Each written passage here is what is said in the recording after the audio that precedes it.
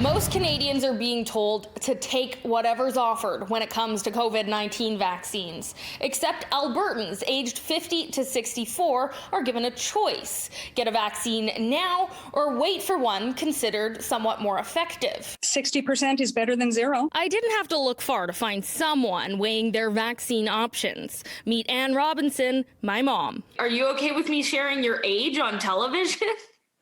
Yes. I always tell the kids at school, hey, don't mess with the old lady. My mom decided she's signing up for the AstraZeneca vaccine Wednesday when it's opened up to those born in 1957, adding more years day by day as supply permits. Just worry less working in a school in a very busy setting, and we're really good about masks and sanitizing, but still, I'm around a lot of people. What's weighing into the decision, getting the AstraZeneca COVID Shield vaccine now is estimated to be around 60 to 70% effective at preventing COVID-19 infections and showed to limit severe outcomes like hospitalization by 80%. But those who are between 55 and 64 in the general population or Indigenous between 35 and 50 can also wait until about May, when there's more supply of the Moderna and Pfizer vaccines with an efficacy rate of around 95%. It's different than the other vaccines so far, and the way that we're getting information about it is different. Dr. Jim Kellner says because AstraZeneca didn't have one big clinical trial, but several smaller ones with different variables,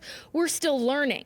Right now, certain countries don't recommend it for those over the age of 65 or anyone with pre-existing health conditions. And I would add to that, if you're not the caregiver for somebody who is at a very high risk situation, I would think it's reasonable to go ahead and get the vaccine. Because it's not known yet about asymptomatic transmission with the AstraZeneca, Alberta Health says they're not using it in care home settings. Dr. Kellner saying likely once the world population is vaccinated, research will turn to booster shots and potentially doubling up vaccines for more coverage against variants. The studies are ongoing, and I trust the science. I know that they keep updating as they find things out. For my mom, she's glad to get her first vaccine offered to her, able to book on the Government of Alberta website or by calling 811 Wednesday. One step closer to freely hugging you, so I'm happy. Yeah. Me too. In Edmonton, Carly Robinson, City News.